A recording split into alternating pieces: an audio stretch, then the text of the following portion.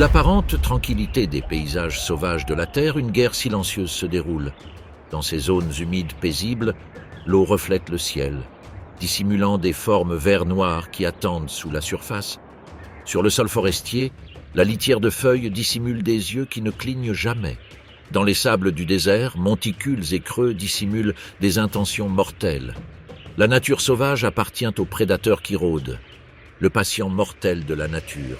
L'immobilité est une arme, immobile, invisible. Le prédateur mesure le monde. Chaque vibration, chaque mouvement subtil, chaque battement de cœur de la proie est enregistré, stocké. Ils ont agi avec une rapidité explosive, suite à l'attaque furtive d'un alligator des marais, au cliquetis délicat d'une menthe religieuse, depuis le coffre-fort caché d'une araignée à trappe, face à l'attaque soudaine d'une vipère à tête de mort.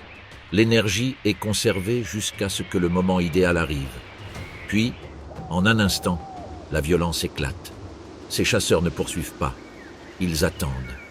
La surprise est leur arme la plus redoutable. Sur tous les continents et dans tous les habitats, les chasseurs les plus silencieux sont les plus redoutables. Voici le monde caché des prédateurs mortels qui rôdent dans l'ombre.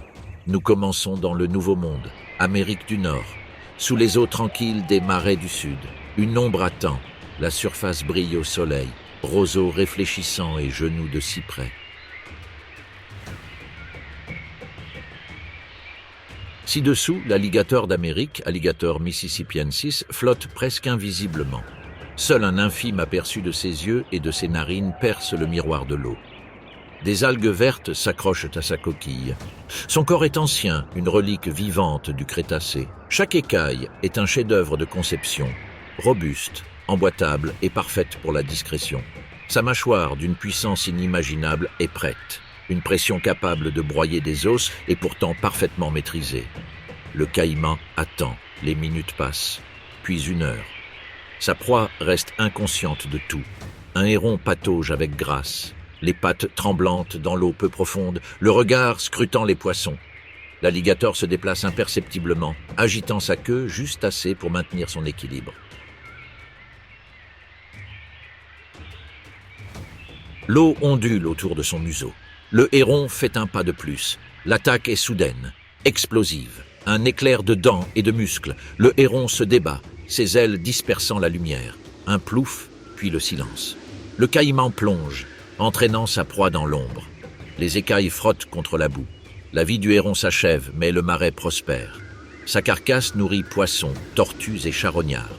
Chaque attaque est à la fois une chasse et une contribution, une impulsion d'énergie qui circule dans l'écosystème. De petits poissons se dispersent parmi les racines immergées. Les grenouilles restent immobiles. Le moindre remous pourrait attirer l'attention de l'alligator. Il se rapproche encore, ses narines affleurant à peine la surface de l'eau.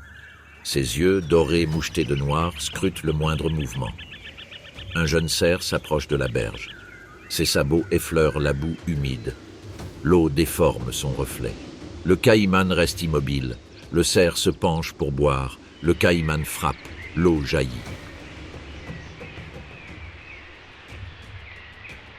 Le cerf est agité.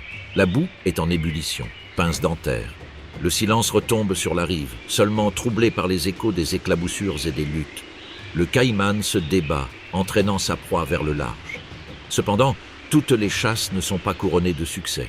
Les oiseaux s'envolent avant l'attaque, les poissons s'échappent à toute vitesse. Un repas manqué signifie des heures d'attente. L'énergie doit être conservée. Sous la chaleur de midi, le caïman grimpe partiellement sur un tronc réchauffé par le soleil. Ses écailles luisent, sa queue ondule paresseusement. Le soleil réchauffe son corps sombre, facilitant sa digestion. Ses entrailles se brassent lentement. Les heures s'écoulent comme l'eau sur les racines. C'est une vie à sang froid, rythmée par le soleil et l'ombre. À la tombée de la nuit, le marais change. Les ombres s'allongent sur le marais, s'étirant comme de sombres doigts sur la surface de l'eau, tandis que la chaleur du jour s'apaise enfin. Un grondement sourd monte des roseaux. La parade nuptiale a commencé. Un caïman mâle dresse sa tête cuirassée, sa gorge se gonflant tandis qu'il beugle. Le son résonne dans le marais comme un lointain coup de tonnerre. L'eau autour d'eux frémit, formant des cercles qui s'élargissent lentement. Dans le calme, une femelle réagit.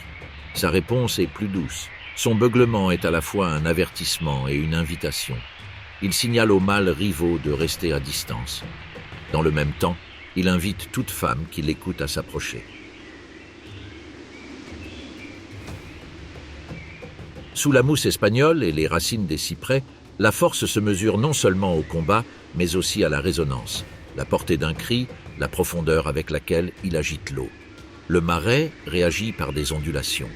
Bientôt commence la construction du nid.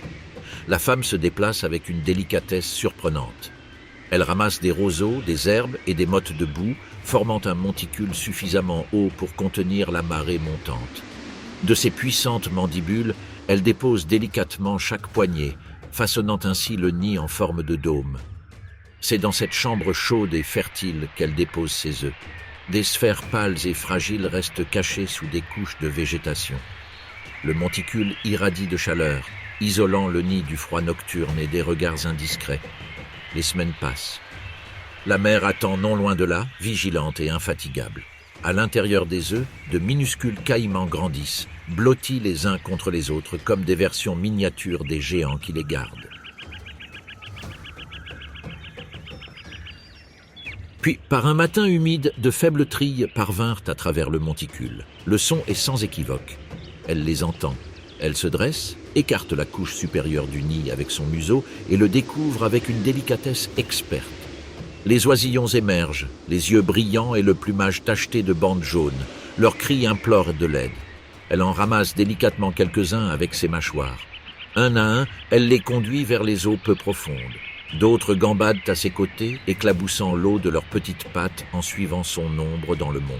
Sous la large canopée du marais, parmi les libellules et le pollen qui flottent au vent, une nouvelle génération entame son voyage. Il est protégé pour le moment, mais bientôt les jeunes devront se débrouiller seuls. Au printemps et en été, l'alimentation s'intensifie. La chaleur apporte l'abondance. Poissons foisonnent dans les canaux, tortues se prélassent au soleil à portée de main. Oiseaux s'aventurent trop près de l'eau. Le caïman chasse sans relâche, mais avec prudence. L'hiver apporte avec lui un rythme différent. Le froid vous transperce jusqu'aux os dans l'eau et la boue. L'alligator se réfugie dans ses terriers creusés dans la berge. Il entre en léthargie. Sa respiration ralentit et son rythme cardiaque diminue. Il reste presque immobile pendant des semaines. Même si une partie du marais est recouverte de glace en surface, l'alligator survit en dessous. Les processus métaboliques ralentissent jusqu'à presque s'arrêter. Des mois de patience. En attendant le retour de la chaleur, les jeunes grandissent sous l'œil vigilant de leur mère. Les adultes patrouillent des territoires marqués par leur odeur et les traces subtiles de leurs griffes dans la boue. Une hiérarchie sociale existe. Les mâles les plus imposants occupent les meilleurs emplacements pour se prélasser au soleil, les terrains de chasse les plus prisés et les berges les plus élevées des rivières pour la nidification. Les conflits sont brefs mais brutaux, à coups de dents et de queues qui claquent. La chasse demeure une activité constante. Oiseaux et mammifères constituent ses proies les plus visibles. Mais le caïman est aussi charognard. Il capture les carcasses flottantes, les broie, les roule et les ingère. Muscles et os nourrissent la vie sous-marine. Les petits poissons, les invertébrés et même les micro-organismes en bénéficient. À midi, des rayons de soleil inondent le marais. Des alligators glissent silencieusement en dessous, ne provoquant qu'une légère ride. Au-dessus, le monde résonne du chant des insectes, du coassement des grenouilles et, de temps à autre, du clapotis d'un poisson bondissant hors de l'eau. Ici, ce sont les sens de l'alligator qui prédominent. La vision est nette, même en conditions de faible luminosité. Les oreilles sont sensibles aux vibrations les plus subtiles. Les papilles gustatives détectent les signaux chimiques présents dans l'eau. Même dans la pénombre, il est conscient. À la tombée de la nuit, le brouillard enveloppe l'eau. Le caïman se déplace lentement dans les canaux. Les cris occasionnels de ses petits résonnent parmi les racines entremêlées des cyprès. Le prédateur se repose par intermittence, flottant à la surface, les yeux hors de l'eau. le marais regorge de vie, de mort et de survie. Dans ce monde sombre, l'alligator règne sans hâte, à des kilomètres de là, par-delà les océans, le vieux monde, sous la douce lumière filtrée d'un matin d'été en Asie de l'Est. Un sentiment de calme règne, dans les denses forêts de bambous de l'Est de la Chine, dans le cadre paisible des rizières coréennes, dans les jardins ombragés près des anciens temples japonais. Une ombre se profile parmi les tiges vertes et les feuilles frisées. La menthe chinoise, Tenodera sinensis, est un prédateur à l'affût, perfectionné au fil des siècles par les cycles de mousson et les changements de saison. Sa tête triangulaire pivote avec une précision étonnante et ses yeux composés scrutent le moindre signe de vie. Le contrat des antennes, jambes en spirale. Son corps allongé, teinté de vert et de beige, se fond parfaitement dans les roseaux, les bambous et les arbustes de fin d'été. Un papillon passe en voletant, dispersant la lumière du soleil en de fugaces éclats de couleurs. La menthe incline la tête, lentement et délibérément. Les yeux composés resserrent leur champ de vision. Les pattes avant du rapace se dressent, tendues et prêtes à bondir. Les muscles se contractent comme des arcs bandés. En un instant, à peine 50 millisecondes, les pattes avant se referment brusquement. Les crochets transpercent les ailes délicates. Le papillon bat violemment des ailes, mais la prise est inébranlable. La menthe religieuse ajuste sa prise, ouvrant ses mâchoires avec un calme mécanique. Morsure après morsure, le battement d'ailes s'éteint dans le silence. Sa vie quotidienne est rythmée par la patience et la précision. Pendant des heures, la menthe reste immobile, ses pattes soigneusement repliées contre son corps. Parfois, elle se balance, imitant le doux ondulation du bambou dans la brise. Le toilettage interrompt l'éveil. Les antennes se rétractèrent à travers de minuscules mandibules. Pattes avant propres pour le prochain coup. Sauterelles dans les rizières, araignées errantes, mouches imprudentes sont victimes de cette attaque. Toutes succombent à la même frappe fulgurante. Les larves éclosent d'outhèques mousseuses qui se fixent aux tiges et aux branches lors des gelées hivernales. Lorsque les forêts tempérées de Chine et de Corée se réchauffent au début du printemps, la couche externe se fissure. Une femelle plus grande attend au sommet d'une tige de bambou. Le mâle s'approche avec une extrême prudence, ses antennes scrutant l'air à la recherche de signes de faim ou d'agitation. Si la chance et le moment sont favorables, il monte la femelle et l'accouplement commence. Mais la faim change rapidement la donne. Si la femelle perçoit une opportunité, ou bien a-t-il simplement besoin de protéines, les pattes avant s'étendent avec force. Le mâle est dévoré même pendant l'accouplement. C'est brutal, mais tout à fait naturel. Les cycles saisonniers façonnent la vie à grande échelle. Lorsque les populations d'insectes augmentent fortement à la fin du printemps, la femelle sécrète son outhèque mousseuse, enrobant des centaines d'œufs d'une couche protectrice. Il durcit rapidement dans l'air humide, s'accrochant aux bambous, branches de saule, ou encore les tiges des arbustes fleuris dans les cours des temples. À l'intérieur, les œufs résistent aux pluies de mousson, au vent violent et au calme sec et doré de l'automne. Avec l'arrivée du printemps et la douceur qui emplit l'air, la vie s'éveille. Les nymphes émergent de la coquille et se dispersent dans le feuillage, renouant avec le rythme ancestral. Le monde qui les entoure est plein de dangers. Des oiseaux planent au-dessus des bambous, guettant le moindre mouvement. Des lézards se faufilent le long des murets de pierre des jardins. Des grenouilles rôdent dans les rizières. Même les araignées, dans leur toile de soie, constituent une menace silencieuse. La menthe religieuse survit grâce à sa vigilance. Gelée, avie, décidée. Son camouflage est une armure. Son immobilité est un bouclier. Mauvais horaire, un équilibre inapproprié, une ombre qui plane au pire moment. Tout cela pourrait signifier la mort. Dans les forêts de bambou, les menthes religieuses alignent leur corps avec les tiges verticales. Dans les rizières coréennes, elles se perchent sur le bord des larges feuilles, guettant l'arrivée des sauterelles. Dans les buissons des jardins japonais, elles se tapissent près des fleurs, prêtes à accueillir les pollinisateurs. Chaque menthe interprète son environnement. Anglo-saxon, lumière, mouvement. Leurs sens sont d'une finesse extraordinaire. Leurs yeux détectent les moindres variations de contraste. Leurs antennes perçoivent les subtiles variations chimiques de l'air. Leurs pattes captent les vibrations de la branche sous leurs pattes. Le léger tapotement d'une araignée qui approche, le poids léger d'un coléoptère qui rampe à proximité. La mante religieuse réagit instantanément. Ils donnent des coups de patte avec leurs pattes avant. Les mâchoires se nourrissent. Tout au long de l'été et jusqu'en automne, les adultes se déplacent parmi le feuillage ensoleillé et les ombres fraîches, chassant avec une précision implacable. Ils glissent le long des hautes branches ou se camouflent parmi les buissons bas, tirant toujours profit de la niche écologique que leur offre leur habitat. Puis vient l'hiver. Les adultes meurent lorsque les températures chutent, ne laissant derrière eux que leurs outèques. La vie se réfugie dans l'outèque, protégée jusqu'au retour de la chaleur. Le cycle recommence. Les œufs éclosent. Les nymphes se dispersent. Les juvéniles chassent et fuient. Les adultes traquent, se nourrissent et se reproduisent. Chaque génération est confrontée à la même épreuve du danger et de la faim. Pendant ce temps, très à l'ouest, là se trouve la terre magique de l'Afrique. Et là, un autre prédateur rôde dans l'ombre. Le long des fleuves sinueux d'Afrique, là où le soleil brûle la savane, les roseaux se balancent dans la chaleur languissante. Une ombre glisse sous l'eau. Ses écailles scintillent de reflets olives et bronze, recouverts de boue et d'algues. Le crocodile du Nil, Crocodilus niloticus, reste immobile, presque invisible, un fantôme de muscles et d'instinct. Seule l'apparition furtive de ses yeux et de ses narines à la surface trahit sa présence. La rivière serpente et les roseaux frémissent sous la douce brise. Cependant, rien ne parvient à épuiser la patience de ce prédateur. Sa queue, longue et puissante, se recourbe sous lui comme un ressort prêt à se détendre. Des dents coniques, d'une force redoutable, guettent silencieusement derrière ses mâchoires closes. C'est la technique mortelle perfectionnée au fil de millions d'années. Le crocodile ne chasse pas. Il attend. Chaque mouvement précédent est mesuré.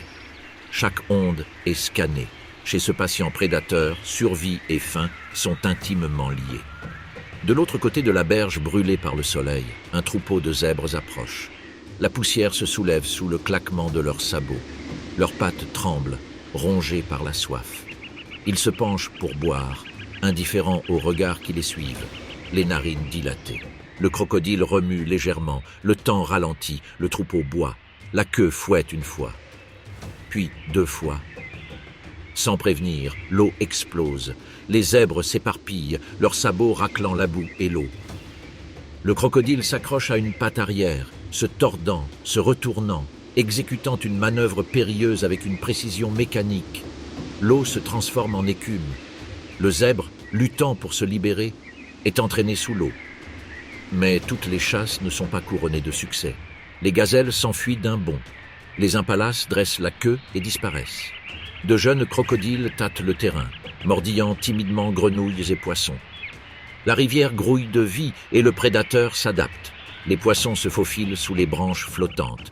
Les oiseaux hésitent sur la rive. Un hippopotame bâille au loin. La saison sèche rassemble les animaux. Les points d'eau se raréfient, les crocodiles convergent, le corps luisant et les mâchoires prêtes à frapper. Lorsqu'un buffle tombe, c'est la frénésie alimentaire. Des dizaines de créatures cuirassées se bousculent et s'agitent, les dents s'entrechoquant, cherchant à s'emparer de leur proie. Les petits poissons se déplacent rapidement à travers le chaos, picorant les restes. Les mâles dominants défendent les meilleures positions, affirmant leur taille et leur force par des combats brefs et brutaux. La nidification commence durant les mois les plus froids. Les femelles creusent des monticules de boue et de végétation le long des berges, choisissant soigneusement l'altitude pour éviter les inondations et l'exposition directe au soleil. Les œufs sont enfouis par groupes de 60 à 90. Chacune d'elles est lisse et pâle. Les mères patrouillent sans relâche. Des yeux brillent au-dessus du nid. À la vue de varans, de mangoustes ou d'oiseaux, les mâchoires se referment brusquement. Les oisillons piaillent sous terre. Un à un, ils émergent. La mer les pousse du museau vers l'eau. La chasse demeure leur rituel quotidien. Les crocodiles flottent dans les remous peu profonds, seuls leurs narines et leurs yeux émergeant de l'eau. Exploration. Perception. Le crocodile du Nil est un prédateur à l'affût, mais aussi un fin stratège. Il observe les marées, le courant du fleuve et les mouvements de ses proies. Au crépuscule, ses yeux projettent une faible lueur ambrée à la surface de l'eau. La chasse crépusculaire commence. Des poissons frémissent à la surface. Des grenouilles coassent. Un cobe de buffon solitaire se penche près de la rive. La queue se recourbe. La grève est soudaine. L'eau explose en ondes de choc. Le silence reprend. Chez les adultes, un comportement coopératif se manifeste. Les groupes chassent lorsque la proie est de grande taille. Les buffles, les gnous ou les jeunes éléphants mettent à l'épreuve la solidité de cette alliance. Plusieurs crocodiles attaquent simultanément. La coordination est instinctive. Les jeunes observent, apprennent, puis perfectionnent leur propre technique. Les crocodiles migrent le long des cours d'eau, suivant les migrations des gnous, les crues saisonnières et la reproduction des poissons. Leur territoire varie en fonction du niveau de l'eau. Les mâles dominants patrouillent des portions de berges, délimitant ainsi leurs frontières. Les jeunes parcourent les canaux à la recherche de zones d'alimentation sans les appeler. Malgré leur puissance et leur patience, les menaces persistent. L'homme empiète sur leur territoire. Des bateaux s'y aventurent. Des filets se prennent dans des pièges et des braconniers convoitent leur peau. Pourtant, dans les rivières reculées, les crocodiles survivent. Chaque année, ils sortent de leur hibernation, se prélassent au soleil, chassent et se reproduisent. La vie continue, sans relâche, patient. La nuit tombe. La rivière reflète le ciel obscurci, seulement troublé par la lueur des étoiles et les éclairs lointains. Des yeux brillent, des muscles se contractent sous la surface. Le crocodile flotte, silencieux. Son pouls est à l'image de la rivière. Lent, délibéré, attentif, attaquant, se nourrissant, façonnant la vie et la mort. Partout en Afrique, les rivières regorgent de crocodiles. L'eau clapotant sur les berges. Les oiseaux chantent, les poissons tournoient. Chaque battement résonne, nourrissant prédateurs et proies et assurant la pérennité de l'écosystème. Chaque jour est une succession d'observations, de synchronisation et de précision. Chaque saison apporte migration, naissance et survie. Le crocodile du Nil attend, attaque, survit, enseigne et recycle l'énergie dans son univers. Au sud-est, par-delà les océans, un autre continent se trouve, Océanie. Voici un autre prédateur en liberté, sous la canopée d'eucalyptus et d'acacias du sud-est de l'Australie. Un secret vous attend. La lumière du soleil filtre à travers les feuilles supérieures, éparpillées sur le sol, formant des motifs changeants d'or et de vert. Mais ici, dans ce pays froid et sombre, règne le silence. L'araignée australienne à toile en entonnoir se cache dans son terrier vertical, un cylindre de soie et de terre, surmonté d'une porte circulaire. Des cailloux, des feuilles et des grains de terre sont finement entrelacés dans la soie, dissimulant parfaitement l'entrée. Pour un observateur non averti, ce n'est rien de plus qu'un morceau de terre forestière. Mais derrière cette trappe, un prédateur attend. L'araignée se tient au seuil. Ses pattes s'enfoncent dans le sol, ses fins poils sensoriels à l'affût du moindre souffle. Chaque pas, chaque bruissement du vent dans les feuilles se propage à travers la terre. L'instinct s'éveille. Une fourmi se précipite près de l'entrée. Un coléoptère s'aventure à travers une racine. Des vibrations parcourent le terrier. Les muscles se contractent. La trappe s'ouvre. Une ombre se projette vers l'extérieur. Les crocs se referment sur l'insecte sans méfiance. En un instant, la proie est entraînée dans l'obscurité, hors de vue. Ils peuvent rester plusieurs jours sans manger. L'araignée reste immobile, à l'affût du moindre tremblement du ciel. Lorsque sa proie arrive, sa vitesse est explosive. Une soudaine explosion d'énergie brise le calme. L'embuscade est précise. La proie ne la voit jamais venir. Même les insectes les plus gros sont capturés. Ils sont conduits par un tunnel tapissé de soie jusqu'à une salle à manger privée. La trappe sert à la fois d'armure et d'arme. Oiseaux, lézards et araignées prédatrices rôdent au-dessus, inconscients de la présence du chasseur tapi dans l'ombre. Des charnières en soie permettent une fermeture instantanée, la porte se refermant dans un murmure presque imperceptible. De temps à autre, des fourmis, des grenouilles ou de petits mammifères errants remuent le sol. Cependant, l'araignée à trappe reste impénétrable. Les araignées mâles sont nomades. Pendant une grande partie de leur vie, ils errent dans la litière de feuilles, leurs corps aplatis glissant sur le sol forestier, les pattes étendues à la recherche de vibrations femelles. Chaque voyage est semé d'embûches. Oiseaux, guêpes parasites et araignées rivales patrouillent ces territoires. Beaucoup de mâles périssent avant de trouver une partenaire. Les mâles qui parviennent à s'accoupler s'approchent prudemment du terrier de la femelle. Après l'accouplement, ils meurent généralement ou sont dévorés. Les femelles restent, attendant la prochaine vibration qui annoncera une opportunité. Les terriers peuvent persister pendant des décennies. Certaines durent 20 ans, voire plus, grâce à des réparations et des renforcements constants. Le sol se transforme, les racines poussent, les feuilles tombent, mais l'araignée conserve son entrée, adaptant sa soie et le sol à la végétation forestière. La stabilité est essentielle. La continuité des générations dépend d'habitats sûrs et préservés. Si le sol forestier est perturbé, des réseaux entiers de galeries s'effondrent. La vie quotidienne se déroule dans le silence. Lorsqu'elle ne chasse pas, l'araignée se repose, les pattes plaquées contre les parois de son tunnel, attentive au moindre mouvement à la surface. Occasionnellement, elle s'enfouit plus profondément pour réguler l'humidité ou la température. Son activité est déterminée par les caractéristiques du sol. Une chaleur extrême ou une sécheresse prolongée induisent une dormance prolongée. Même dans l'immobilité, la conscience est absolue. Chaque impulsion, chaque vibration, il contient des informations sur l'alimentation, les menaces ou les opportunités. Les vibrations alertent l'araignée de la présence d'insectes parmi les feuilles, les débris ou la terre. L'attaque est instantanée. Ses pattes se propulsent vers l'avant, ses crochets pénètrent et son venin immobilise la proie. La victime est ensuite ramenée au terrier et consommée en toute sécurité, loin de ses congénères. Même les plus grosses proies sont maîtrisées sans effort. L'existence de l'araignée dépend de son micro-habitat. Ces terriers se situent généralement près de zones d'activité d'insectes, sous des pierres ou à proximité de troncs en décomposition. L'emplacement est crucial. Cependant, la position seule ne suffit pas. Le timing et la rapidité de réaction sont tout aussi essentiels.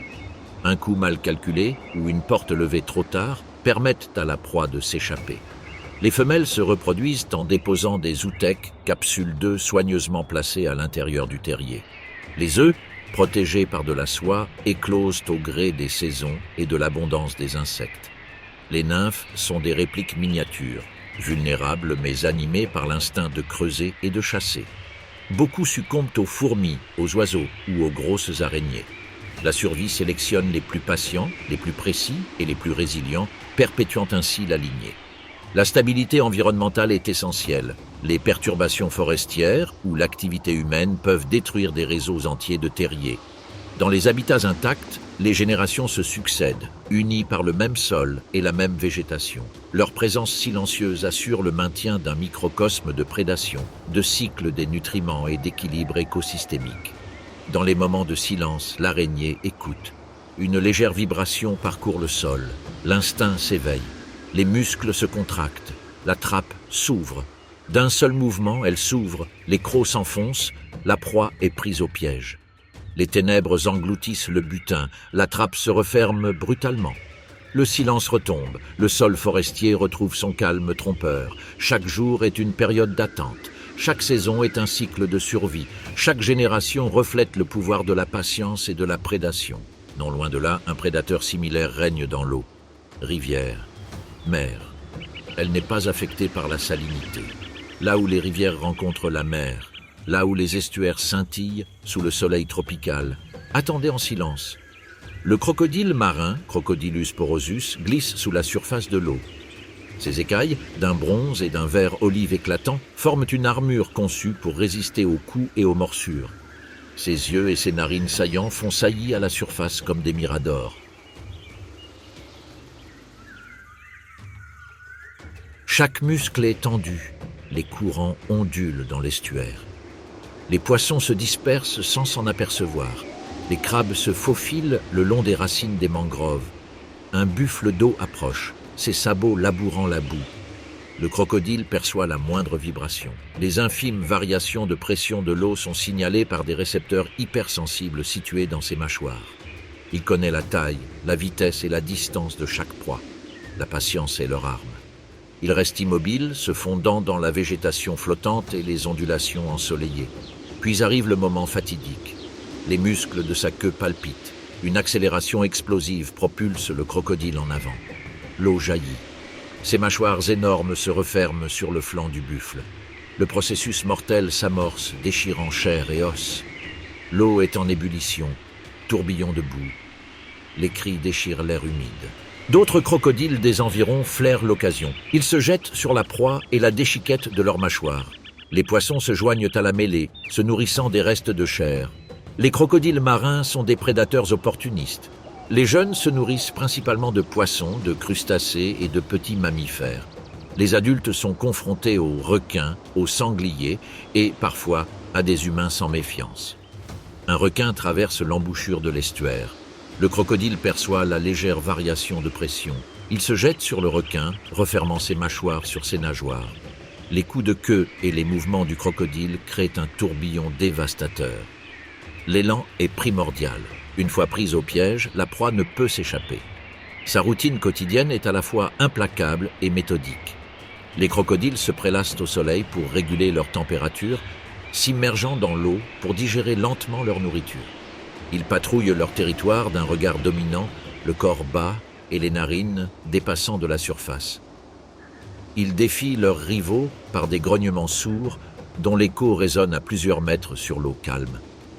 Les conflits dégénèrent rarement en combats mortels. L'intimidation suffit. Leurs yeux scrutent sans cesse les alentours, guettant proies et menaces potentielles. L'estuaire leur sert à la fois de corridor et de terrain de chasse. Les mangroves leur offrent un abri, les bancs de sable, un lieu ensoleillé pour se prélasser. Les crocodiles glissent silencieusement sous la lune, à l'affût de proies nocturnes. Passage de bandes de poissons. Les oiseaux se posent sans s'en apercevoir. Même les plus fortes marées ne peuvent les faire patienter.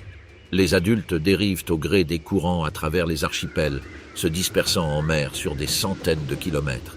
Les crocodiles marins sont des navigateurs exceptionnels, guidés par des signaux chimiques, les courants et les gradients de température.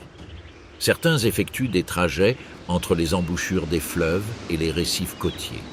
Elles suivent la piste d'une proie ou l'odeur lointaine d'un partenaire. Les pluies de mousson arrivent, fouettant le paysage, inondant les berges, bouleversant le rythme de la vie. C'est le moment. Une femelle émerge, ses membres puissants se frayant un chemin à travers la terre meuble. Elle choisit une berge élevée, à l'abri de la montée des eaux, et commence à creuser. Ses griffes raclent le sable et la boue, formant un monticule. Chaque mouvement est délibéré, précis. À chaque pelletée, elle dissimule un précieux avenir. Entre 60 et 90 œufs à coquilles molles, nacrées et fragiles, reposent dans la cavité, cachés sous des couches de sable. Elle les recouvre soigneusement, dissimulant leur présence aux regards indiscrets. Chacals, varans, oiseaux de proie, ce sont tous des menaces. La vigilance est constante. Elle patrouille le monticule, remuant l'eau au moindre danger et montrant les dents en signe d'avertissement. Le moindre dérangement provoque un sifflement, un cliquetis d'avertissement, une promesse de protection. Les jours se transforment en semaines. La pluie tombe à torrents et la rivière monte, mais la mer reste. Son corps protège le monticule. Elle change de position, réarrange le sable, veillant à ce que le nid fragile demeure sûr, chaud et humide. Le monde est un danger constant. La nuit tombe. Les premières fissures apparaissent sur les coquilles, de minuscules crevasses le long des bords. Les nouveau-nés se tortillent, leurs corps glissants et tremblants. Ils répondent aux appels graves et gutturaux de leur mère. Un à un, ils se libèrent et s'élancent vers le monde. Le voyage est dangereux. De minuscules yeux clignent au clair de lune, leurs pattes effleurant le sable humide. Des prédateurs rôdent, hérons, varans et même leurs propres congénères. Seuls les plus rapides et les plus chanceux survivent. L'eau scintille au loin, un sillage argenté reflétant la lune. La mer les guide en les poussant doucement et en vocalisant, jusqu'à ce que chacun atteigne la relative sécurité du fleuve. Ils se dispersent alors avec une urgence instinctive, poussés par la faim, la peur et le besoin d'explorer. Les courants les emportent, certains en avalent, tandis que d'autres s'accrochent à la rive. La mer observe depuis l'ombre. À l'aube, le silence retombe sur les rives. Les œufs ont disparu, les alevins se sont dispersés, et la mer regagne les profondeurs obscures. Pourtant, sa vigilance demeure. Elle reviendra patrouiller, chasser et se reproduire. La vie se répète sans cesse le long de ces cours d'eau. Les jeunes sont extraordinairement adaptables. Ils s'accrochent aux racines des mangroves, où ils trouvent refuge, chassant petits poissons et crustacés. Leurs grands yeux fixes guettent le moindre mouvement dans les eaux peu profondes. Leurs minuscules pinces frémissent. Ils frappent d'un coup rapide et se retirent avant que leur plus gros concurrent n'ait pu réagir. Le tueur des estuaires n'est pas seulement un prédateur, mais aussi un ingénieur d'écosystème. Les nutriments provenant des barrages sont redistribués dans l'eau. Les cadavres servent de nourriture aux poissons, aux oiseaux et aux charognards. Les crocodiles peuvent déplacer les arbres tombés et la végétation, modifiant ainsi les chenaux et les bancs de sable. Leurs habitudes alimentaires et de patrouille influencent la répartition de leurs proies et de leurs concurrents. Maintenant, l'équilibre de l'écosystème estuarien. À la tombée de la nuit, la rivière s'anime et de nouveaux défis l'attendent. Les courants changent, la marée monte et le plancton bioluminescent ondule dans les eaux peu profondes. Les crocodiles glissent dans l'obscurité, percevant des ondulations imperceptibles pour les autres. Ils chassent les poissons nocturnes, les crabes et même les oiseaux marins qui se nourrissent dans ces eaux lumineuses. Le silence règne, seulement interrompu par des éclaboussures et les cris occasionnels des mâles pendant la saison des amours. Les interactions sociales sont rares mais importantes. Les mâles dominants établissent des territoires dans les meilleures zones de l'estuaire. Leurs chants nuptiaux résonnent dans l'eau. Les femelles y répondent par des gestes subtils et des mouvements synchronisés qui indiquent leur disponibilité à l'accouplement. La fécondation se produit silencieusement sous la surface. Les jeunes héritent de leurs instincts. Les courants les emportent vers leur zone d'alimentation et le cycle se répète. Malgré leur taille et leur férocité, l'homme demeure la seule menace constante. Les bateaux perturbent les eaux surveillées. Les filets les prennent au piège. La pression de la pêche décime les espèces proies. Cependant, dans les estuaires isolés, les crocodiles survivent.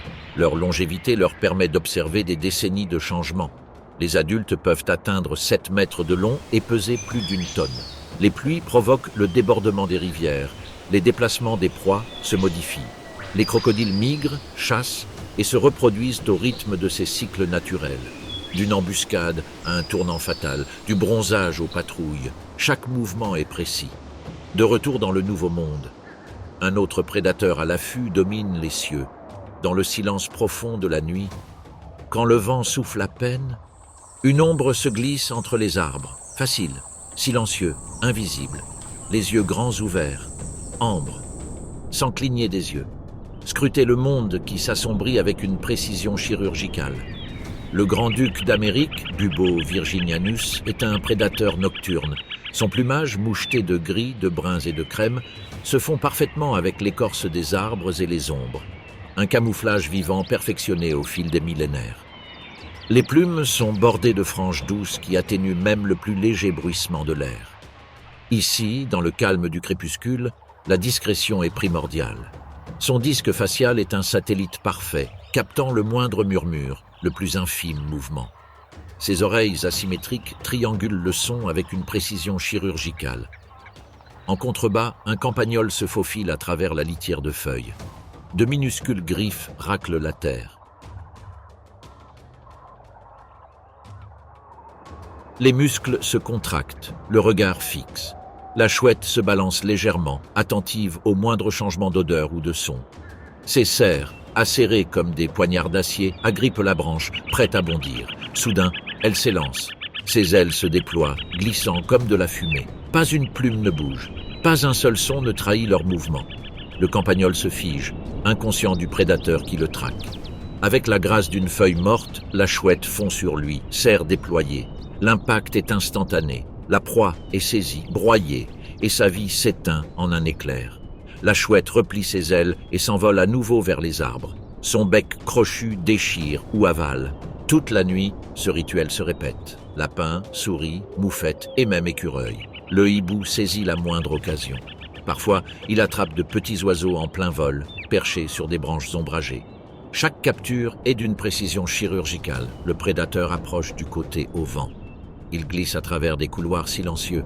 Attaqué au moment parfait, l'énergie est conservée pendant le vol plané. La grève fonctionne. La chouette passe une grande partie de la nuit perchée dans son dortoir. Du haut de son perchoir, elle surveille un territoire de plusieurs kilomètres carrés. Les patrouilles territoriales sont aussi essentielles que la chasse. Chaque ululement résonne dans l'obscurité, un avertissement grave et retentissant pour ses rivaux. Les réponses sont généralement immédiates. D'autres prennent leur envol en silence, s'éloignant des frontières définies par l'odeur, le son et l'ombre. Le territoire leur garantit l'accès aux proies, aux sites de nidification et aux partenaires. Leurs rondes nocturnes, répétées au fil des saisons, sont comme des cartes gravées dans leurs instincts qui guident le hibou d'arbre en arbre. L'imbrication représente une dimension stratégique différente.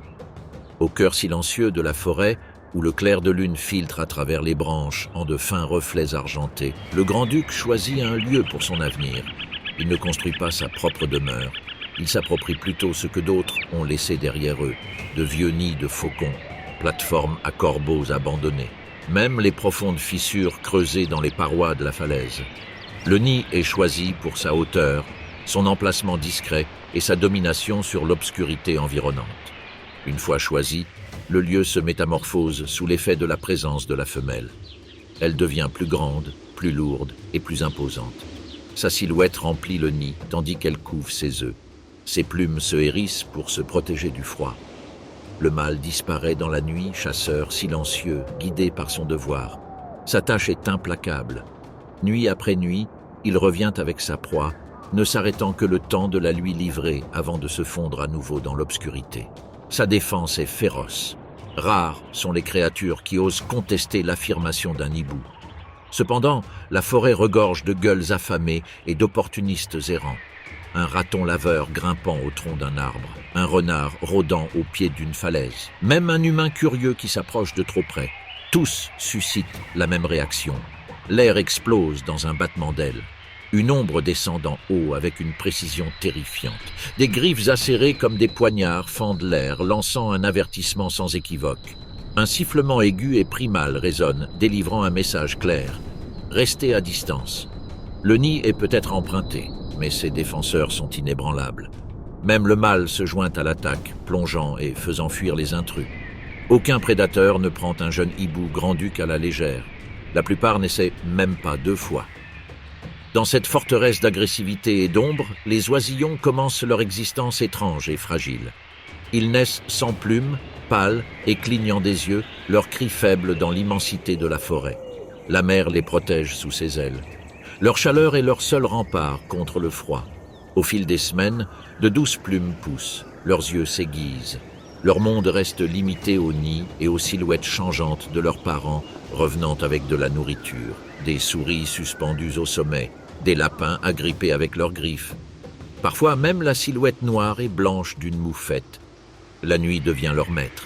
La forêt est un labyrinthe d'ombres et d'échos et les parents en profitent pleinement. De doux ululements guident les oisillons qui commencent à grimper aux branches près du nid, chancelants et incertains. Plus tard, quelques légères impulsions suffisent à les faire papillonner d'un perchoir à l'autre. Leurs ailes tremblent, tandis qu'ils apprennent le subtil équilibre entre le vol et la chute. Leur instinct s'aiguise, leurs muscles se fortifient. Leur premier véritable vol est maladroit, bref mais transformateur. Bientôt, ils suivent les adultes à travers les arbres, apprenant à interpréter le bruissement des feuilles. La proie se faufilait sous les broussailles, la signification de chaque son porté par le vent. Et puis, un soir, les cours se terminent. Les jeunes chouettes s'envolent des branches et ne reviennent pas. Les variations saisonnières influencent le comportement de chasse. En été, les rongeurs prédominent, souris, campagnols et rats, abondants sous la végétation durant les mois chauds. En hiver, les lapins prennent le dessus, leur taille plus importante leur fournissant les calories nécessaires pour survivre aux nuits rigoureuses. L'alimentation opportuniste se produit également. Grenouilles, serpents et même, occasionnellement, insectes complètent leur alimentation lorsque leurs proies principales se font rares.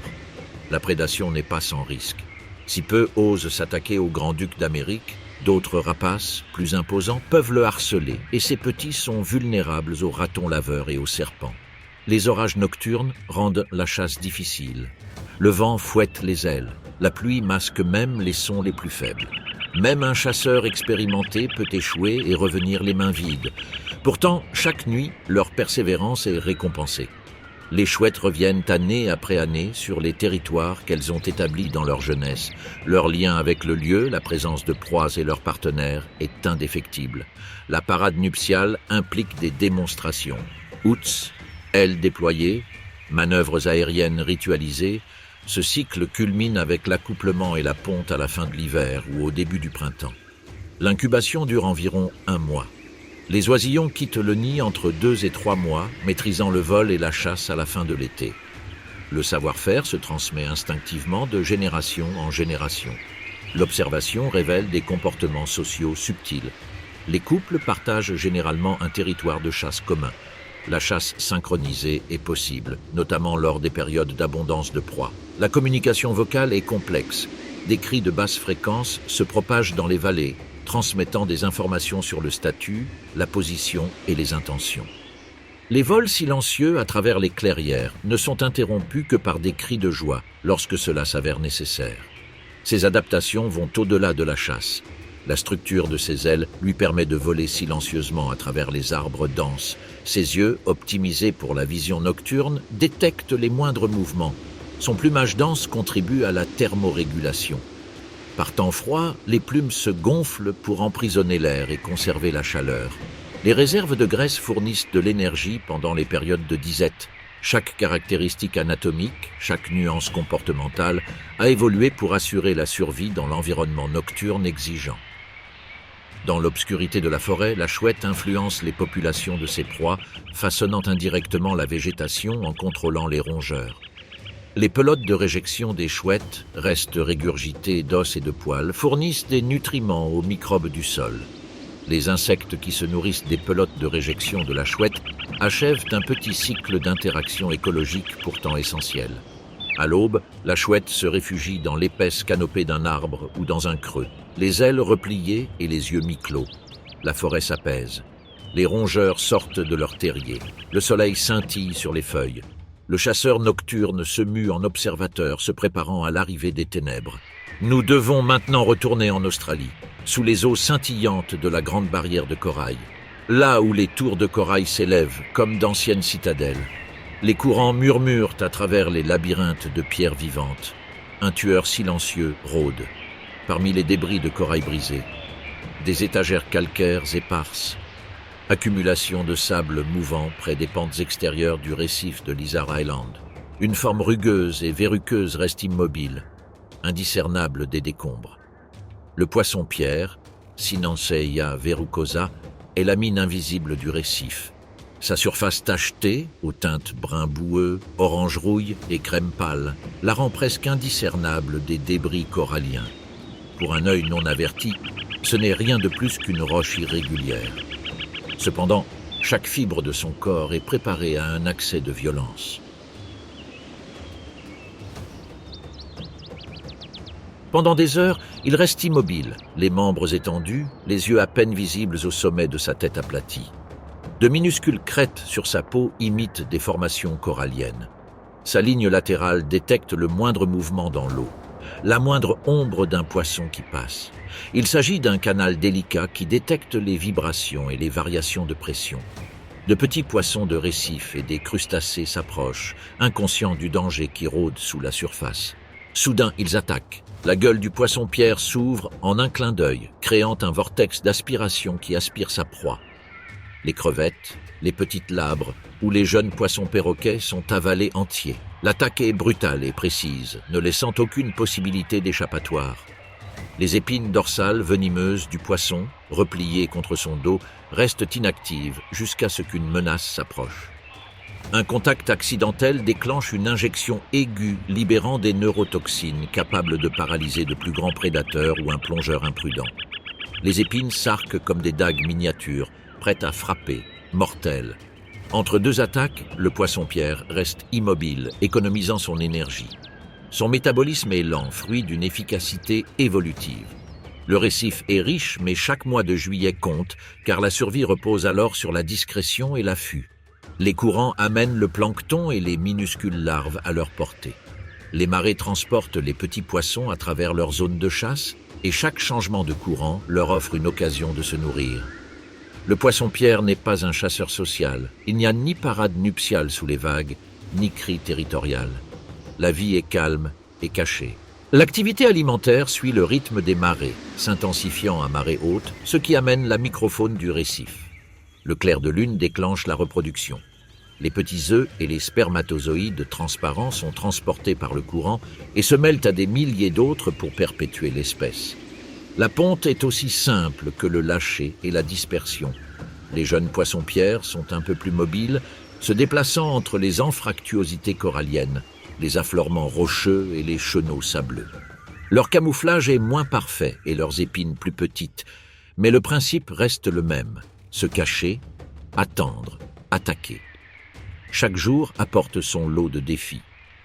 De petits poissons prédateurs, comme les labres ou les mérous, peuvent tenter de sonder les points faibles. Un coup mal calculé peut être fatal.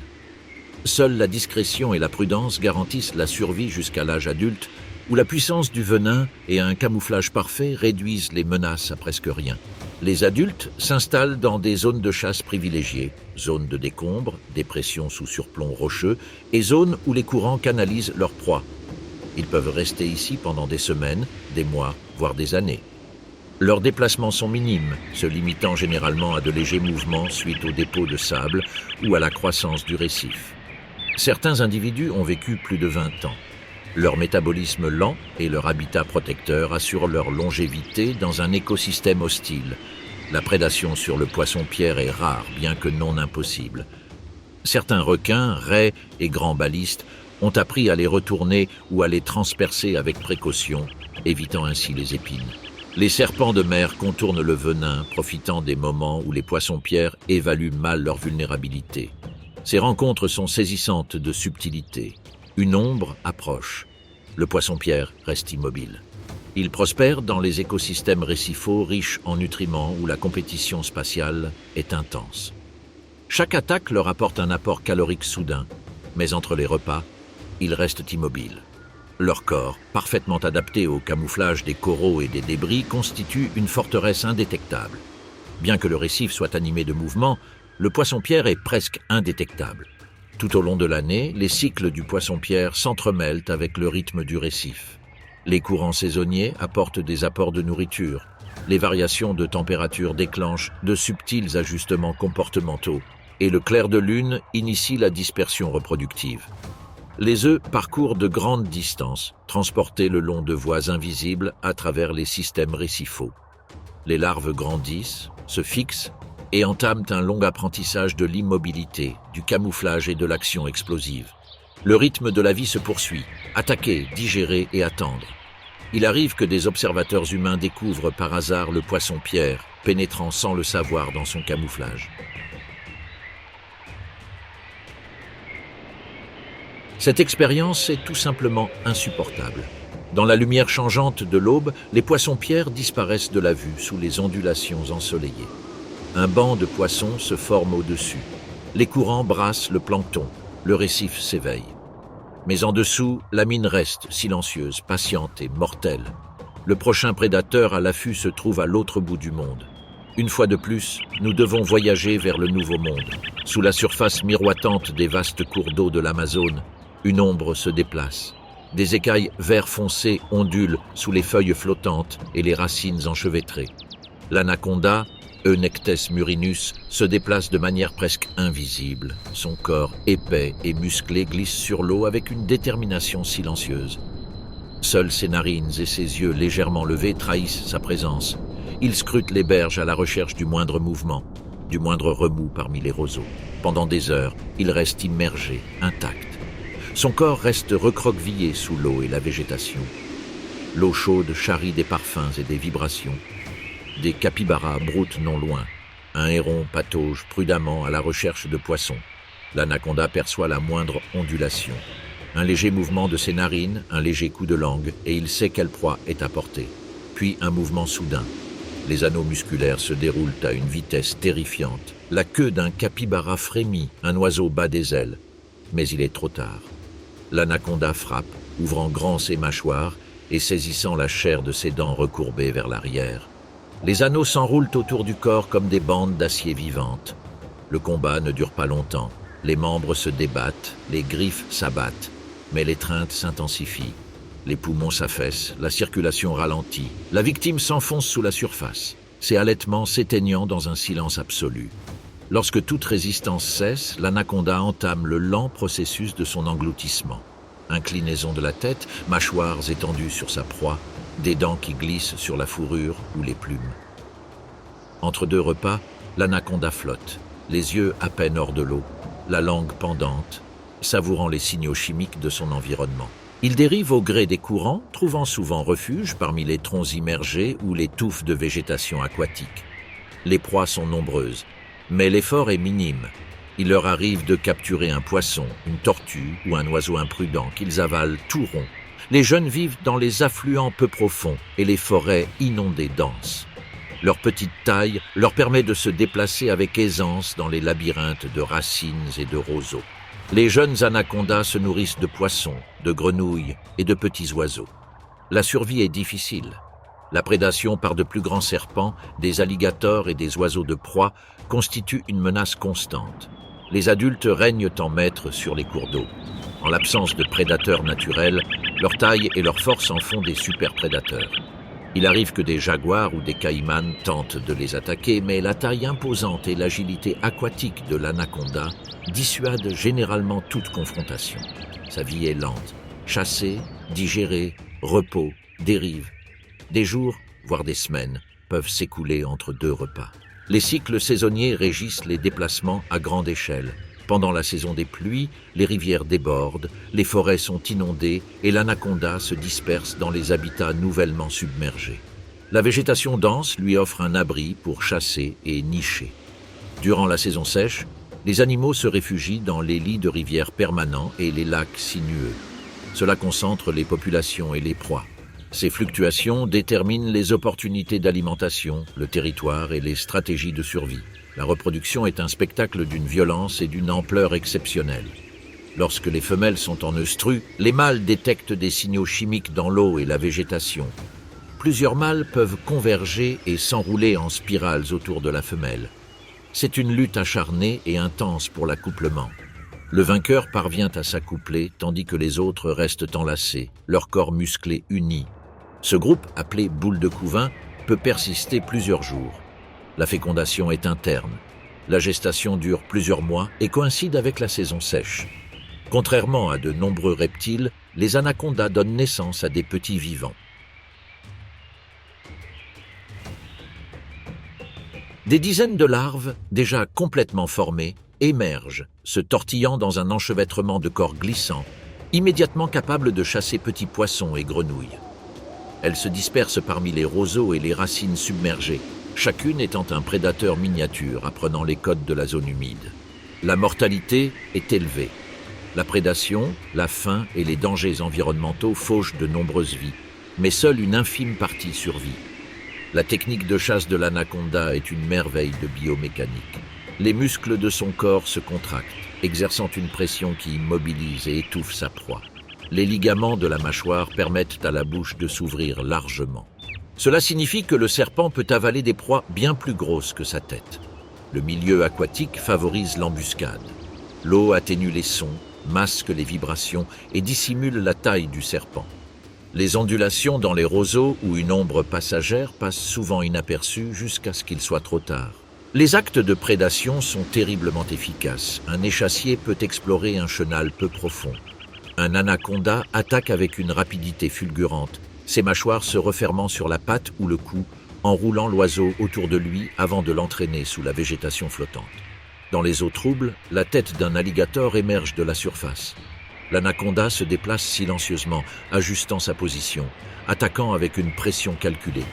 Souvent, il se retire jusqu'à ce que le prédateur soit distrait ou momentanément vulnérable, moment où il saisit sa chance. L'anaconda joue un rôle subtil dans l'écologie des zones humides. En régulant les populations de capybaras, de caïmans et d'oiseaux faibles ou âgés, il contribue au maintien de l'équilibre des populations. Certains spécimens atteignent plus de 7 mètres de long. Ils pèsent plusieurs centaines de kilogrammes. Chaque attaque est parfaitement synchronisée. La zone humide regorge de stimuli sensoriels, l'odeur du poisson, les vibrations des mammifères, le murmure discret des oiseaux. Tout guide l'anaconda, patient prédateur au sommet de la chaîne alimentaire dans un labyrinthe inondé.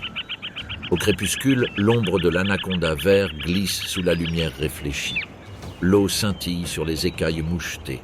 Les petits poissons s'éparpillent sur son passage. Les capybaras s'arrêtent sur la rive, pressentant le danger. Les yeux du serpent clignent, ses narines se dilatent légèrement et la zone humide retient son souffle. Des heures peuvent s'écouler sans qu'il ne bouge, mais la menace de violence est omniprésente. Pendant ce temps, la forêt sibérienne reste recouverte de neige. C'est une cathédrale de pins et de bouleaux gelés. Le vent murmure à travers les branches dénudées, le froid étouffe les pas. Le monde semble silencieux. Cependant, sous cette couverture blanche, la vie s'anime, cachée, volontaire. Une ombre se déplace patiemment. Des rayures ondulent sur des flancs musclés. Le tigre de Sibérie, Panthera tigris altaica, glisse à travers la forêt enneigée. Leurs énormes pattes répartissent leur poids sur le givre et la neige poudreuse, laissant des empreintes qui disparaissent presque aussitôt formées. Yeux ambrés et lumineux. Des oreilles qui bougent. La forêt, dit-elle. Le tigre se faufile dans l'épaisse végétation, ses moustaches effleurant les branches.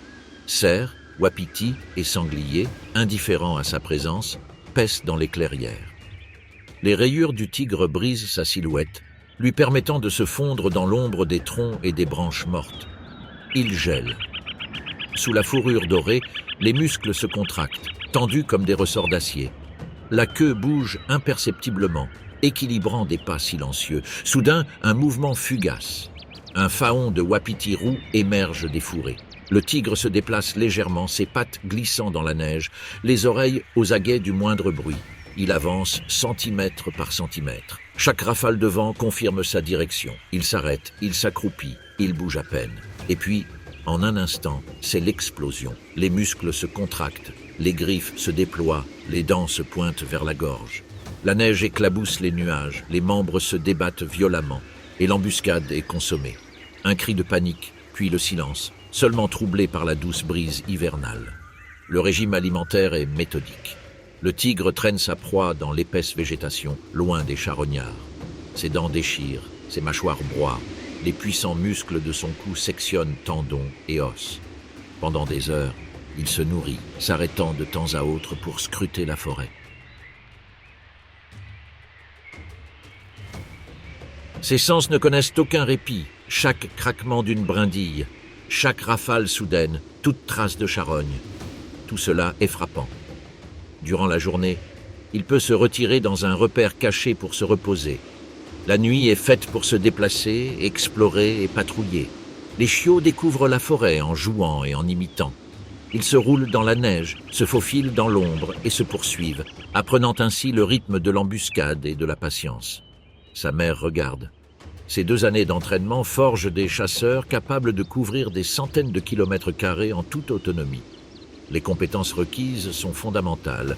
Furtivité, sens du timing, puissance explosive et coordination parfaite du corps et des sens. Les comportements territoriaux définissent des tendances plus générales. Le tigre mâle marque les arbres de son urine et de ses griffures, patrouillant des territoires qui peuvent s'étendre sur des dizaines de kilomètres. La taille de son territoire varie selon la densité des proies. En hiver, lorsque les cerfs se regroupent près des berges gelées des rivières, les territoires se réduisent. Ensuite, les rencontres avec les rivaux deviennent tendues. Grunt affiche. Les mouvements de la queue font fuir les intrus. Solitaire en dehors de la période de reproduction, le tigre de Sibérie mise sur le silence et la furtivité pour asseoir sa domination sur son territoire. Ses déplacements sont rythmés par les saisons. Le rude hiver l'oblige à économiser son énergie. Les congères rendent la chasse difficile. Cependant, des barrages sont présents. Un sanglier fouillant sous les feuilles gelées. Un orignal se gratte le lichen galeux. Au printemps, les cours d'eau gelés dégèlent, dispersant les herbivores sur le territoire. Leurs stratégies de chasse s'adaptent en conséquence. L'été apporte une végétation dense et de longues journées. Le tigre profite des ombres de midi pour traquer sa proie, jouant avec la lumière tachetée et les mouvements du vent. Un sanglier qui fouille le sol de trop près active la mémoire musculaire. Le tigre attend, il observe, calculant les angles, la trajectoire et les voies de fuite possibles. Lorsqu'il attaque, le sol tremble sous ses pattes massives. Ses dents s'attaquent à la chair vulnérable. Les membres fléchissent sous ses mâchoires qui se resserrent. Le combat est bref. Les charognards les suivent en silence. Les renards, corbeaux, loups opportunistes Chacun attend les miettes laissées par la proie du tigre. En éliminant les individus faibles, malades et âgés, ces tigres préservent la santé des populations de leur proie. En dispersant les carcasses dans la forêt, ils nourrissent les charognards et enrichissent le sol et la végétation. L'hiver plane sur la forêt comme une lourde couverture impénétrable. Les mâles et les femelles ne se rencontrent que lorsque la saison l'exige. Point d'ostentation ni de provocation tapageuse. La cour se déploie par de petits gestes intimes, de légers grognements qui flottent dans l'air froid, de subtiles marques olfactives sur les troncs d'arbres, de délicats coups de tête échangés à l'ombre de pins centenaires. Pendant un instant, ces géants solitaires se tolèrent mutuellement. La copulation est rapide. À la fin de la réunion, ils se séparent. Avec le dégel et le regel successifs de la neige, le corps de la femelle se modifie. Après une gestation d'environ 104 jours, la femelle cherche refuge sous les racines imposantes d'un cèdre tombé. Le terrier doit être protégé du vent, du froid des nuits boréales et des charognards qui rôdent dans ces forêts. Ici, dans un havre de paix sous la neige, la vie commence. Les petits arrivent aveugles, minuscules, incapables de se tenir debout, leur fourrure à peine assez épaisse pour les tenir chauds. Elle se blottit contre eux. Le moindre bruit extérieur, le moindre bruissement dans la forêt la met en alerte, mais elle reste immobile, allaitant et toilettant ses petits. Au bout de quelques semaines, leurs yeux s'ouvrent à la faible lumière filtrée de l'antre. Le monde qui les attend est hostile, mais c'est ici qu'ils découvrent les doux débuts de la vie. Jeux brusques, sauts maladroits, premiers instincts qui s'aiguisent. Cependant, la forêt est impitoyable. La mortalité juvénile est élevée. Les loups rôdent en meute coordonnée. D'autres tigres patrouillent des territoires qui se chevauchent, prêts à éliminer la concurrence. La faim et la maladie traquent les jeunes avec la même implacabilité que les prédateurs. Pour chaque lionceau qui survit, plusieurs disparaissent dans le silence de la taïga. Seuls les plus rapides, les plus prudents, les plus chanceux survivent. Ils apprennent d'abord la vigilance, puis la furtivité. À 2 ans, les survivants deviennent des chasseurs indépendants. Ils se déplacent parmi les champs de neige et traversent les rivières gelées d'un pas assuré et fluide. Leurs routines quotidiennes se fondent dans le cycle des saisons. Patrouilles à l'aube, pauses à midi, chasses au crépuscule et déplacements au clair de lune composent un rythme ponctué d'accès de violence. Ces tendances se maintiennent pendant des décennies. Les tigres de Sibérie peuvent vivre entre 15 et 20 ans à l'état sauvage. Au crépuscule, lorsque le soleil disparaît derrière les sommets enneigés, les ombres s'allongent. Le tigre s'immobilise sur une crête, les narines dilatées et les oreilles aux aguets. Il perçoit sa proie. La chasse reprend. Pendant ce temps, sous le tapis de feuilles mouchetées de soleil d'une forêt australienne, le sol de la forêt est silencieux. Les ombres des branches qui se balancent jouent sur le sol. Dans ce silence, une tête triangulaire disparaît sous des restes bruns et dorés. Les écailles scintillent légèrement sous les rayons du soleil. C'est une subtile mosaïque d'ocre et de cendres. Voici la vipère de la mort, Acanthopsis antarcticus, un prédateur qui a perfectionné l'art du camouflage au cours de millions d'années. Son corps reste enroulé sous les feuilles, immobile, invisible à tout regard. Seule l'extrémité de sa queue bouge. C'est l'imitation irrésistible d'un ver qui se tortille, un petit mouvement tentant dans un monde immobile. Les heures s'écoulent en silence. La forêt bourdonne d'une activité imperceptible. Des coléoptères s'agitent entre les brindilles. Des cinques se prélassent au soleil sur les rochers brûlants.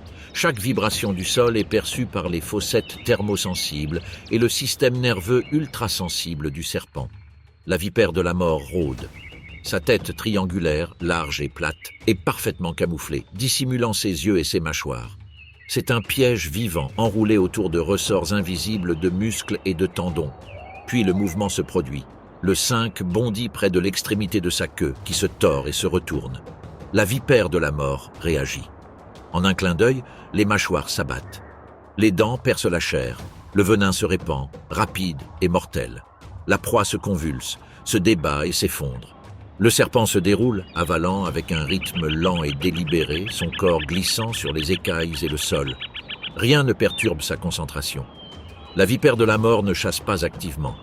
Tout mouvement l'expose au prédateur et gaspille son énergie. Elle mise plutôt sur la furtivité, la patience et un timing précis.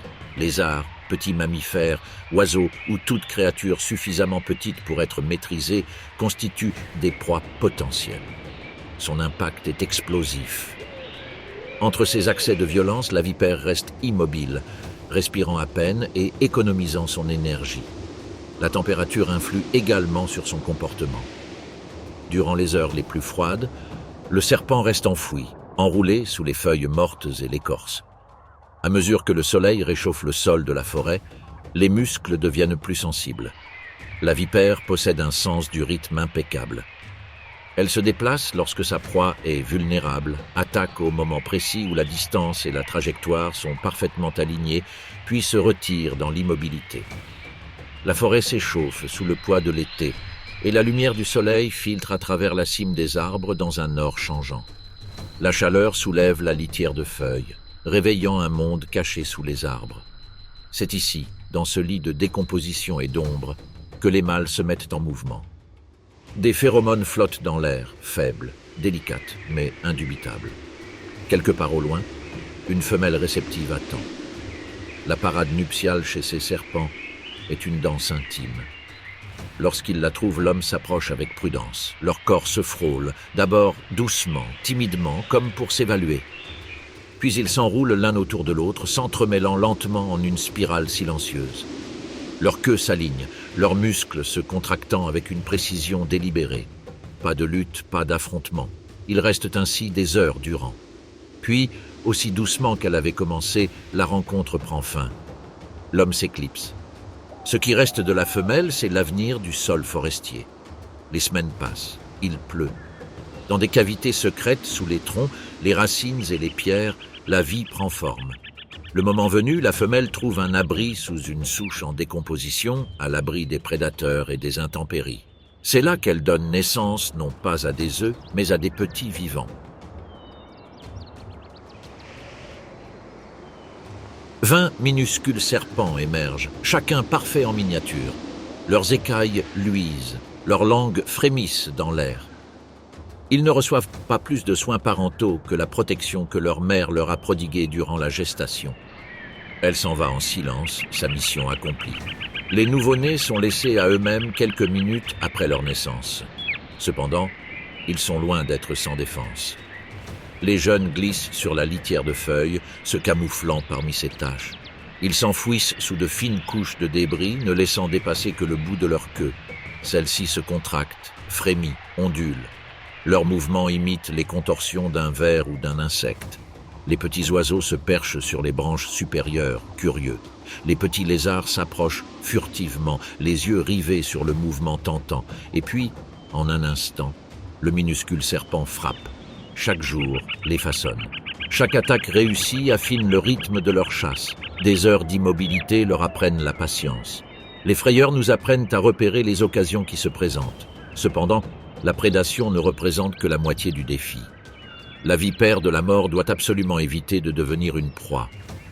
Rapaces, varans et autres serpents patrouillent à la forêt, guettant le moindre mouvement. Leurs yeux perçoivent le reflet des écailles ou le plus infime changement dans le feuillage.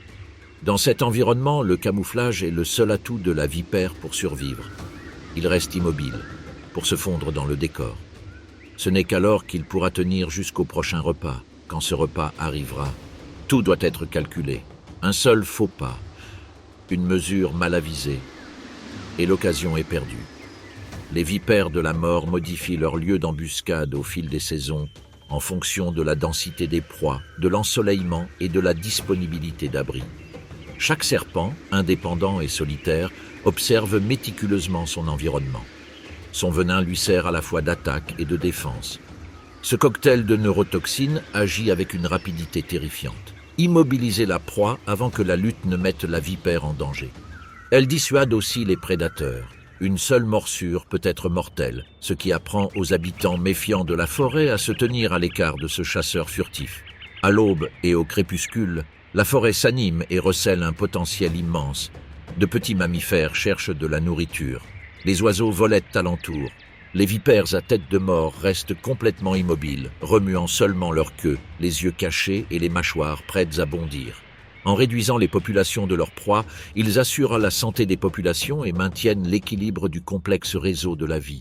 Au lever du soleil, la chaleur réchauffe la litière de feuilles et la journée avance.